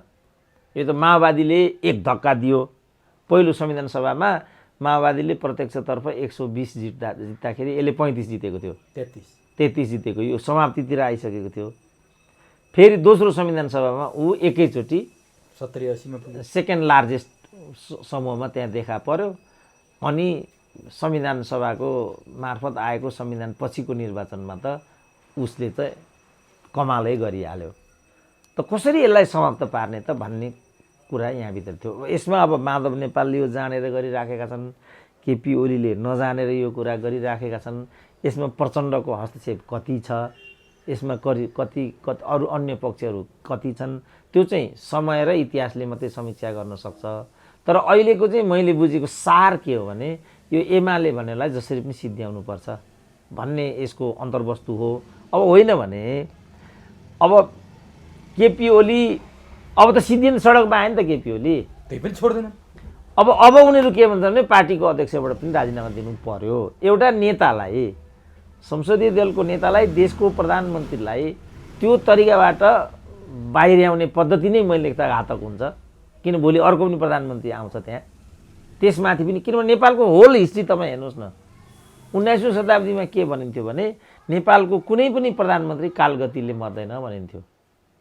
पछिल्लो पटक 1845 प्रधानमन्त्री भए, इस्वीको 1842-43 प्रधानमन्त्री भए माधवर सिंह थापा। उनी केमा गौरव गर्थे भने मभन्दा अगाडिका सबै प्रधानमन्त्रीहरू चाहिँ कालगतिले मर्न पाएनन्, तर म चाहिँ कालगतिले मर्नेछु भन्थे। त्यसको 15 दिनमा मारिए। भीमसेन थापाले त सेरिएर नि मर्नु पर्यो, योभन्दा 7 वर्षै अगाडिको कुरा थियो। रणदीप सिंहलाई त्यसरी नै आफ्नै भतिजाहरूले मारिदिए। त्यस कारण या त भौतिक रूपमा प्रधानमन्त्रीहरूलाई हत्या गरिदिने, होइन भने राजनीतिक रूपमा उनीहरूलाई सिद्ध्याइदिने। हिजो चाहिँ भौतिक रूपमै सिद्ध्याउने एउटा मध्ययुगीन प्रचलन थियो। जस्तो जङ्गबहादुरले त प्रधानमन्त्री लगायत 31 जनालाई एकै च्यान पारेर कोत पर्व ल्याएका थिए। पछि जङ्गबहादुरकै छोराहरूलाई अर्को सर्वनाशको एउटा नियति बिहोर्नु पर्यो। जङ्गबहादुरको सन्तानले अहिले पनि टाउको उठाउन पाएको छैन। 150 वर्ष भइसक्यो जङ्गबहादुरका सन्ततिहरू कहाँ छन् भन्ने कुरा अहिले पनि नेपाली जनतालाई थाहा छैन। अधिकांश त मारिए त्यही बेला। त जुन यो हत्याको संस्कृति छ नेपालको राजनीतिमा हिजैदेखि व्याप्त छ। मध्ययुगमा पनि यो मल्लकालमा पनि यो कति सबै मन्त्री प्रधानमन्त्रीहरू मारिएको नै रेकर्ड छ। त अहिले चाहिँ भौतिक रूपमा मार्ने स्थिति नभएपछि राजनीतिक रूपमा चाहिँ सिद्ध्याउने यो प्रवृत्ति हाबी छ। यो कस्तो प्रवृत्ति हो त भन्ने कुरा हो। केपी ओली एउटा जाब, केपी ओली आयो गयो, कत्रो कुरा भयो। अब यसरी नै केपी ओलीलाई गर्दा अब आखिर त्यहाँ त पद्धति छ नि। 5 वर्षको लागि त निर्वाचित भएर आएका हुन् केपी ओली। अघि कृष्णप्रसाद भट्टराईको तपाईँले मलाई त्यहाँ भन्न दिनु भएन। त्यसपछि कृष्णप्रसाद भट्टराईले चाहिँ राजीनामा दिने निर्णय गरे। राजीनामा दिने निर्णय गरेर त्यो जुन राजीनामा पत्र जसरी भीमरावले हिजो सुनाए त्यस्तो खालको राजीनामा पत्र चाहिँ कृष्णप्रसाद भट्टराईले हाउसमा सुनाए। त्यो यति मार्मिक थियो कि त्यो सुन्दा नरुने मान्छे कोही पनि थिएन। आफै पनि रुँदै उनको त्यसमा भनेको म अहिले पनि सम्झिरहेको छु। ठिक छ, म अहिले यहाँ त गएँ, तर यो पीरले कसैलाई पनि भोलि छोड्नेवाला छैन। नभन्दै त्यही तापमा चाहिँ जलेर गिरिजाप्रसाद कोइराला समाप्त हुनु पर्यो। रुँदै रुँदै त्यो गिरिजालाई त्यो गराउने, सारा मर्न विवश बनाउने त आफै प्रचण्ड थिए। पछिल्लो चोटि त हरेक भाषणमा उनले भन्न थाले कि मेरो गल्तीले गर्दाखेरि यो कुरा भयो भनेर। अब रुसीमा एउटा उखान छ, इतिहासले मान्छेलाई केही पनि भन्दैन अरे, दण्डित मात्रै गर्दै जान्छ अरे। केही भन्दैन, उमेश बाबु तपाईँको यो भएन त्यो भएन भन्दैन अरे, तर तपाईँलाई दण्डित मात्रै दिएर जान्छ अरे। इतिहासको नियम चाहिँ यो हुन्छ अरे। अब उहाँहरू इतिहासबाट कहिले पनि इतिहासबाट त सिक्नु पर्यो। इतिहास सबभन्दा असल गुरु हो। सबभन्दा मान्छेको असल गुरु नै इतिहास हो। सिक्नु पर्यो नि विगतबाट, सिक्नु पर्यो घटनाबाट। यो गरिकन जाबो एउटा केपी ओलीलाई अब के छ, अघि बिपीले भने जस्तो मरेको घोडा होइन केपी ओली भनेको। अब यहाँ चाबुक हान्नुको के अर्थ छ भन्नु त? किनभने गल्ती उहाँले नै गर्नुभएको छ। मैले अघि पनि थपकन महाधिवेशन गरिदिएको भए चैतमा भनेकै थियो केपीले त्यही बेला, तपाईँहरूलाई एकदम हतार छ मङ्सिरमै महाधिवेशन गर्नुहोस्, होइन भने पर्खिनुहोस् चैतसम्म, म प्रतिस्पर्धा गर्दिनँ, तपाईँहरू जो जसरी हुनुपर्ने हुनुहोस्, म एक टर्मको लागि प्रधानमन्त्री चाहिँ बस्छु। किनभने अस्थिरता नेपालको राजनीतिको ठुलो समस्या भयो। यसले गर्दा अविकासको शिकार हुनु पर्यो हामीले। त्यस कारण यो अस्थिरता म्यान्डेट पनि फेरि वास्तविकता पनि त्यही हो, म्यान्डेट पनि त्यही हो। अब नि डाक्टर साहब, अब यो कुरा त यिनीहरूको हामीले धेरै कुरा गऱ्यौँ, यिनीहरू पार लाग्छन्। अब माधव समूह सरकारमा जान खुट्टा उचालेर बसेको छ भनिन्छ। एउटै पार्टी सत्ता पक्ष र प्रतिपक्ष कसरी हुने हो? अब त्यहाँ वामदेवको नेतृत्वमा सरकारमा जान 6-7 जना मन्त्रीको बार्गेनिङ चलिरहेछ भनिरहेछ। यदि यो टुङ्गो नलाग्दै माधवको समूह सरकारमा गयो भने त्यति बेला के हुन्छ? अनि त्यो त अब राजनीतिक नैतिकताका दृष्टिकोणले सर्वथा हुनु। संसदीय व्यवस्थामा यस्तो त कहीँ हुँदैन होला है डाक्टर साहब? त्यही त म भन्छु, प्राय हुँदैन। भारतमा त एउटा समयमा यस्तै हुन्थ्यो, यस्ता खालका आयाराम गयारामहरू त्यहाँ पनि थुप्रै थिए। तर एउटा प्रतिपक्षमा छ एउटा पार्टीको नेतृत्व लिडरसिप, अर्को लिडरसिप सरकारमा जान खोज्छ। होइन, जान खोज्छ मात्रै होइन कि गइदिन्छन् नै। जस्तो महन्त ठाकुरकै भन्नुहोस् न, नेपालका राजनीतिक दलका नेताहरू त निर्लज्ज नै छन् नि। महन्त ठाकुरको फेरि के हो डाक्टर साहब? अब महन्त ठाकुरले हामी प्रधानमन्त्री हौ भन्दैछौँ, उनी मलाई प्रधानमन्त्री चाहिँदैन भनेर यो गर्दा अब अहिले पनि फेरि हामीलाई 3टा चाहियो भन्दैछन्। अब 3टा चाहियो मात्रै त अझै छँदैछ। संसद भवनभित्र पसिसकेपछि त्यहाँ बोल्न पठाइएका सांसदलाई रोस्टमबाट हामीले पनि शेरबहादुरलाई मत हाल्छौँ भनेर 81 बोलिदिए त्यहाँ। त्यो कहाँबाट के भयो? पहिले तटस्थ बसेर अघिल्लो दिन केपी ओलीले बालकोट भेट्न गएर हामी शेरबहादुरलाई भोट हाल्दैनौँ भन्ने महन्तहरू संसदभित्र छिरिसकेपछि रोस्टमबाट भन्छन् कि हामी शेरबहादुरलाई भोट हाल्छौँ। यो के भएको? यो त योगेशले नै पनि भनेको थियो नि, तपाईँहरू चाहिँ भोट हाल्नुहुन्छ कि हाल्नुहुन्न भन्दा भोट हालेपछि वा नहालेपछि थाहा हुन्छ भनिरहेको छ। त्यो त उनीहरूको माधव नेपालको लाइनको त हाल्छन् हाल्दैनन् भन्ने बहस भइरहेको थियो। यिनीहरू त हाल्दैनन् भन्ने थियो। होइन, त्यो त हाम्रो नै आकलन हो। यो त कस्तो देश हो भने कमल थापा चाहिँ यो देशको मन्त्रीको रूपमा नारायणटी जाने, यो दलको मन्त्रीको रूपमा नारायणटी जाने, ऊ दलको मन्त्रीको रूपमा नारायणबाट बाहिरिने। अब जाब अब यस्ताको के कुराहरू तपाईँ? तर कतिपयले के भन्छन् भने डाक्टर साहब, त्यहाँ कुनै न कुनै अन्तर्राष्ट्रिय हस्तक्षेप पनि पर्यो, नम्बर 1। नम्बर 2, सांसद जति उपेन्द्र र बाबुरामले तानेर सक्दिन लागिए, 20 जना पुर्याइसके उपेन्द्र बाबुरामले। अब भाका पनि मन्त्रीको लोभमा अझै जाने सम्भावना छ। भोलि त राजेन्द्र महतो र महन्त मात्रै हुने अवस्था आइसकेपछि उनीहरूले तत्काल गरे निर्णय हो भन्छन् क्या? त्यो होला, तर एमाले जस्तो एउटा लौ अनुशासनको पार्टीमा त तपाईँले त्यो विद्रूप रूप देख्नु भने मधेसी दलको त जन्मै खानलाई भएको छ त। खान नपाउँदा उसले एउटा कुरा गर्छ, खान पाउने बित्तिकै उसले अर्को कुरा गरिहाल्छ। अब मन्त्रीको बार्गेनिङ चलिरहेछ त्यहाँ आज। अब उनीहरूको त भनिहाल्नु, अब यसो आँखाको अगाडि ठुलो ठुलो अर्कोले खान थालेपछि अब अर्कोले त्यहाँ सहँदो हो त? त्यहाँ मैले भने नि माओवादी के भनौँ न, बादल जस्तो त्यो अर्को के टोप बहादुर यस्ता त, मणि थापा जस्ता त एउटा जब मन्त्री पदको लागि सर्वाङ्ग हुन तत्पर भयो भने तपाईँ मधेसीको के कुराहरू हुन्छ भने यो त होल पृष्ठभूमि हेर्नु मधेसीको त पदभन्दा पदतिर त उनीहरूको त अरू कुरै छैन। मुद्दा उठाएका छन्, पाहाडे भनेका छन्, फलानु भनेका छन्, समावेशी भनेका छन्, तर गोदेका छन्। अब डाक्टर साहब, अहिलेको यो सरकार बनाउने निर्माण गर्नेमा प्रचण्ड र माधव नेपालको भूमिका अलि बढी देखियो। प्रचण्ड र माधव नेपाल अनि चोलेन्द्र शमशेरको सुरक्षा दस्ता बढाइयो, कार्यविधि मिचेर नै बढाइयो। प्रचण्डलाई त शेरबहादुर जति नै सुरक्षा दिइया छ, डिएसपीको कमान्डमा भन्यो। जुन कार्यविधि बनाएर केपी ओलीको सरकारले त्यो कुरा हटाउँदा जनताहरू निकै खुसी भएको थिए। के प्रचण्डमाथि साँच्चीकै थ्रेट हो, चोलेन्द्र शमशेरमाथि साँच्चीकै थ्रेट हो, माधव नेपालमाथि साँच्चीकै थ्रेट हो र सरकारले चोलेन्द्र र प्रचण्डको सुरक्षा व्यवस्था चाहिँ अलि बढायो, थ्रेट छ भन्ने आयो? यो के हो? होइन, यो त उनीहरूलाई शान सौकात चाहिएको हो नि त। तपाईँ सेक्युरिटी नम्बर बढाउँदैमा कुनै पनि लिडर सेफ हुन्छ र राजा वीरेन्द्र सेफ भएर 4000 को सेक्युरिटी थियो नि उनको भित्र, त सेफ भयो त राजा वीरेन्द्र? त्यस कारण यो त उनीहरूले राज्य सत्ता भनेको त उनीहरूको शान सौकात, उनीहरूको बपौती हो यो। अब उनीहरूले राज्य सत्ता र यसका संयन्त्रहरूलाई आफ्नो बपौतीको अहिले यिनै सेना प्रहरीकै कुरा गर्दाखेरि पनि घर घरमा चाहिँ सेना प्रहरी चाहिँ व्यक्तिगत काममा चाहिँ खटाइएको भन्ने छ। तिनको व्यक्तिगत कामको लागि हो नेपाली सेना, नेपाली प्रहरी गरिराखेका छन्। तपाईँ के भन्नुहुन्छ यसमा?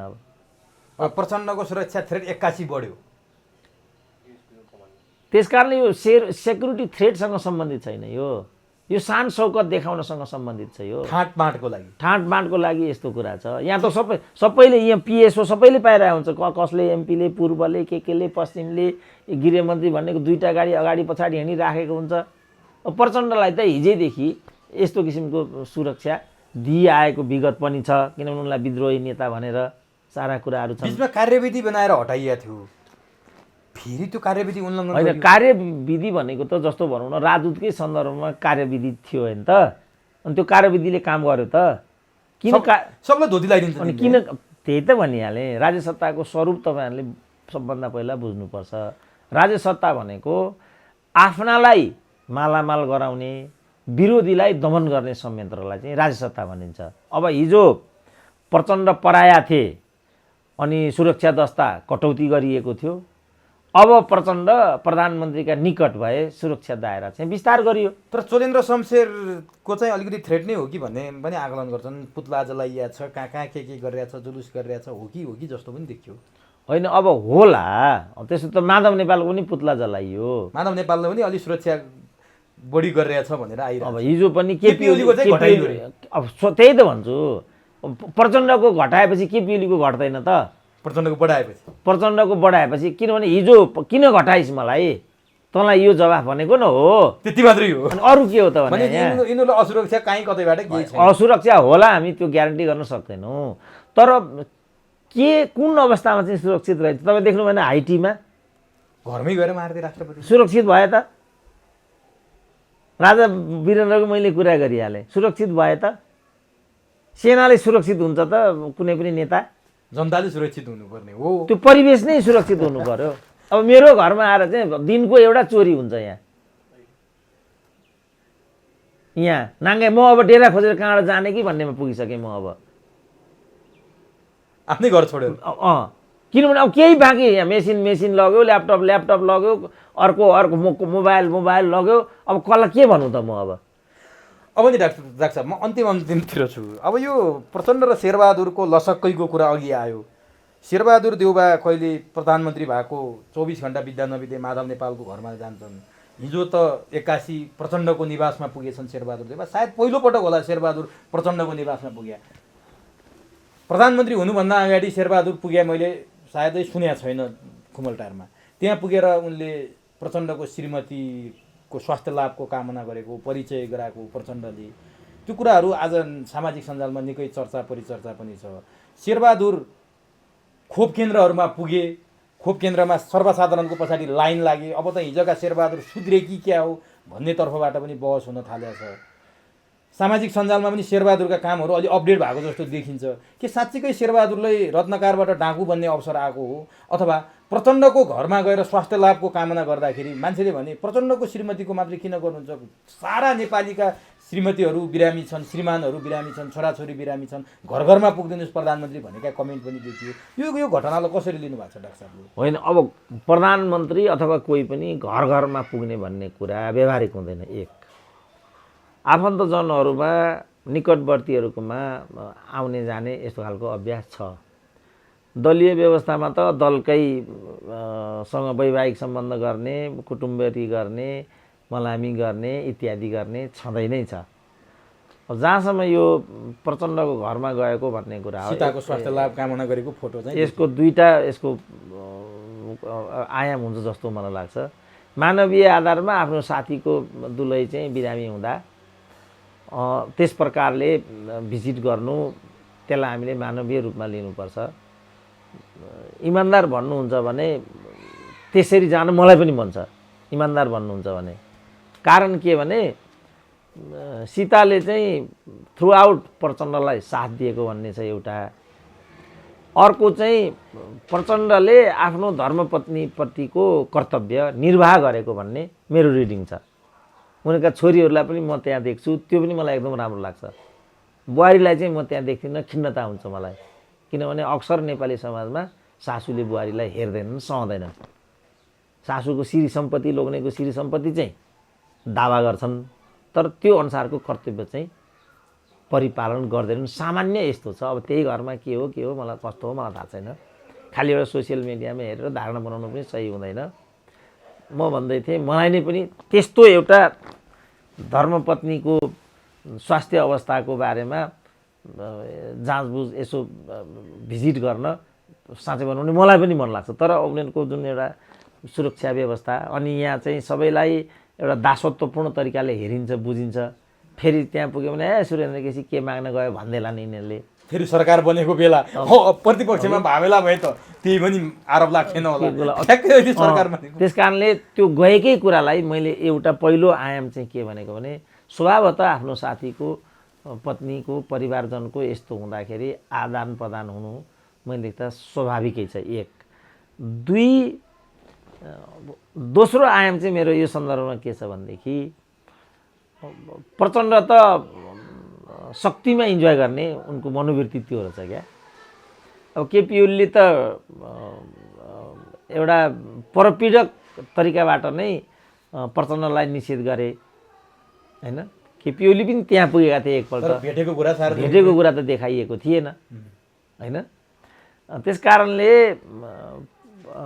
प्रचण्डले अब हामी नै पावर सेन्टर हौँ भन्ने एउटा सो गर्नको लागि यिनीहरू मिलेको त राजनीतिक रूपमा मिलेका होइनन्, देश र जनताको लागि मिलेका होइनन्, आफ्नो सत्ता स्वार्थको लागि मिलेका भने यो मिलापलाई त हामी मिलाप देखाउन पनि हुनसक्छ त्यो हिजोको भेटघाट होइन। त्यसो त्यतातिर नभनौँ। मैले भने आखिर त शेरबहादुरलाई प्रधानमन्त्री बनाएको त प्रचण्डले नै हो।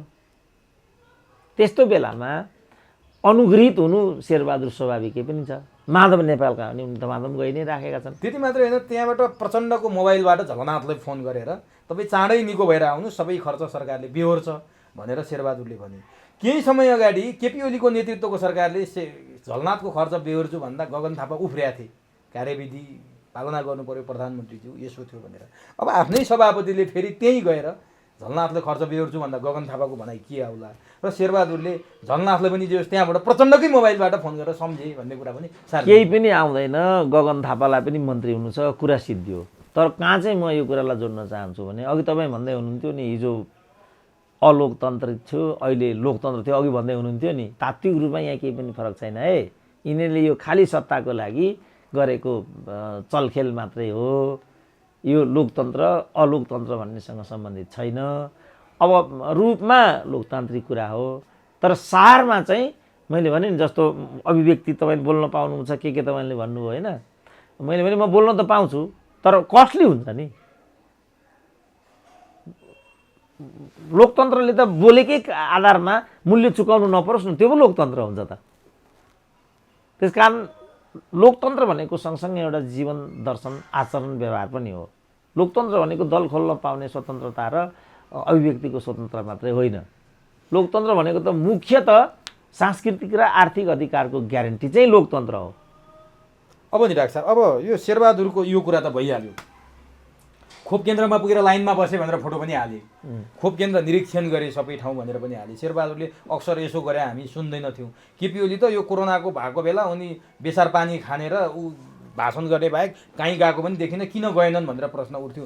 त्यो सुनेर शेरबहादुर गएका हुन् कि पार्टी कार्यालयमा बैठक नराखेर बालुवाटारमा राखेँ भनेर आलोचना भएपछि अब राख्दैन, पार्टी कार्यालयमै राख्छु भनेर त्यो पनि प्रतिक्रिया दिए रे शेरबहादुरले, त्यो पनि सार्वजनिक भएको छ।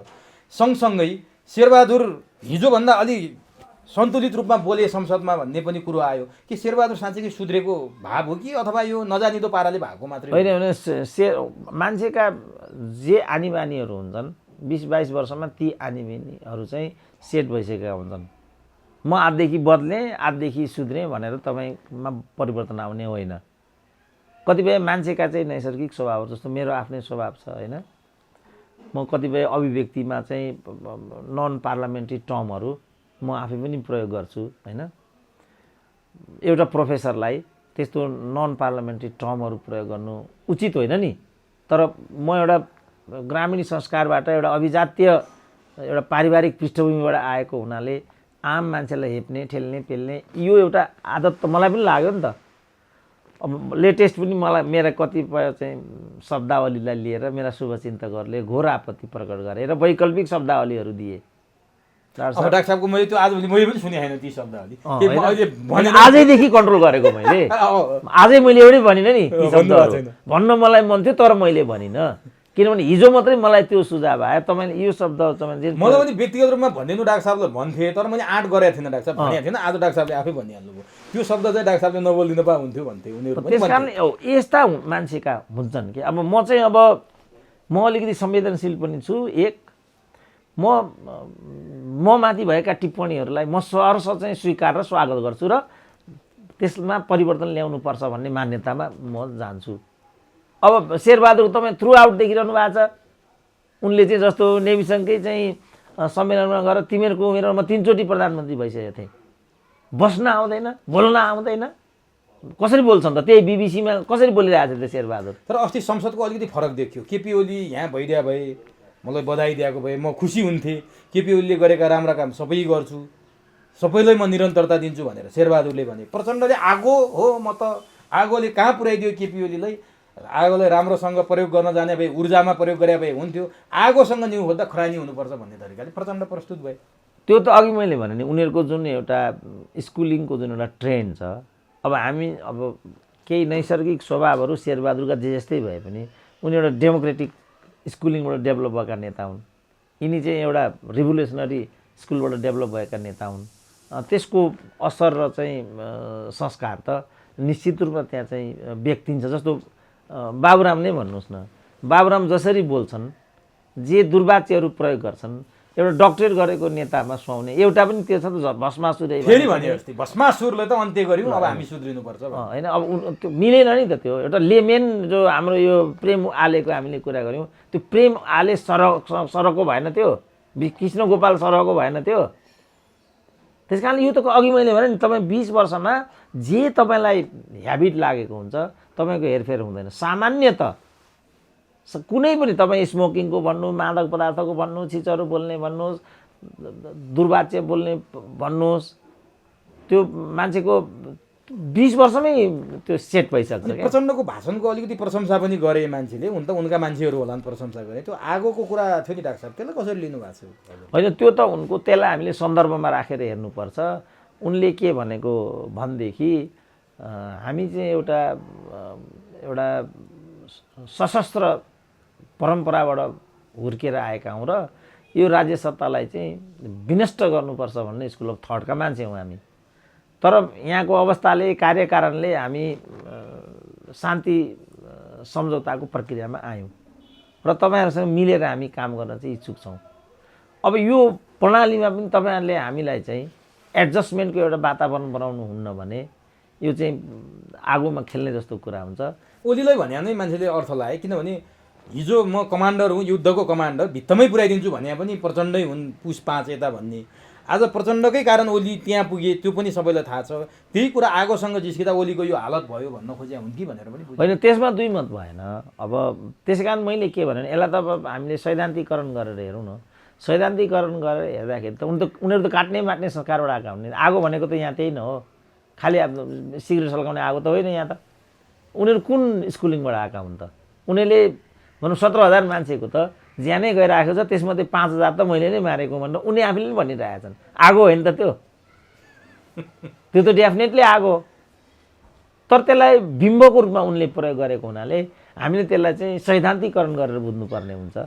अब म अन्तिममा डाक्टर प्रचण्डले राजनीतिक उच्च संयन्त्र बनाएर चाहिँ सरकार चलाउने भन्दा केपी ओलीसँग खटपट त्यहाँबाट भएको हो सुरुमा, त्यो नहुँदा आज यो भयो। फेरि प्रचण्डले उच्च स्तरीय राजनीतिक संयन्त्र बनाएर सरकार चलाउँ भनिरहेछन्। यसले शेरबहादुरलाई स्वीकार्य होला कि नहोला, अथवा यसले के भन्ला, यो कुराले समीकरणमा के असर पार्ला? र अर्को कुरा अन्तिममा, जसरी 165 शेरबहादुरले प्राप्त गरे, 249 को हिसाबले 2/3 नै भयो र राष्ट्रपति विद्या भण्डारीमाथि महाभियोग लाउने चर्चा चलिरहँदा अब 8 जना सांसदलाई मनाउन सकिएपछि लाउन सकिन्छ भन्ने समाचार आजदेखि आएका छन् कि यिनीहरूले राष्ट्रपतिलाई महाभियोग लगाएर राष्ट्रपतिले नै बिदाई गर्लान्? मैले पहिला उच्च स्तरीय संयन्त्रको सोधेँ, अनि यो महाभियोगको बारेमा। उच्च स्तरीय संयन्त्रको हकमा चाहिँ प्रचण्डले जे चाहे त्यो हुन्छ, कुरो सिद्धिहाल्यो। किनभने यो सरकारै प्रचण्डको हो नि त। र एकदम प्रतिरक्षात्मक अवस्थामा अब शेरबहादुर छन्, किनभने प्रचण्डसँग माधव नेपाल पनि छन्। भनेपछि शेरबहादुर त कुनै अस्तित्वै छैन यसमा, कुरो सिद्धिहाल्यो। प्रचण्ड उच्च संयन्त्र बनाउन चाहन्छन्, उच्च संयन्त्र बन्छ, कुरो सिद्धियो। मेरो सुझाव के छ प्रचण्डलाई भने, उच्च संयन्त्र बनाए पनि नबनाए पनि यो सरकार तिम्रो हो, यसको रिमोट तिम्रो हातमा हुन्छ। उच्च संयन्त्र मान्छेले मन पराएको छैन भने छोडिदेऊ, यो कुरा भन्छु म।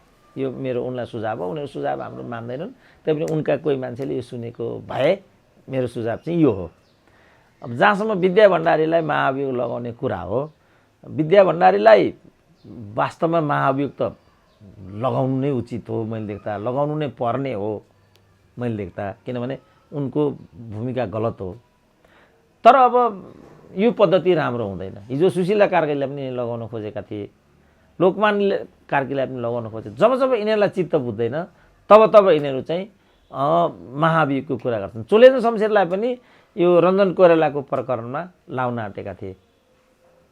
त्यही नलाउनाले आज कतिको घातक भयो त केपी ओलीलाई। यस्तो हुन्छ कहिलेकाहीँ, र यो त्रासले विपरीतलाई चाहिँ सिध्याइ नै दिनुपर्दो रहेछ भन्ने मनोविज्ञान यिनीहरूमा बन्दै गएको कुरा चाहिँ सत्य हो। मैले भने हरकतको हिसाबले त विद्या भण्डारीलाई पनि महाभियोग लाग्नु नै पर्ने हो, तर अभ्यासको हिसाबले यो ठिक हुँदैन।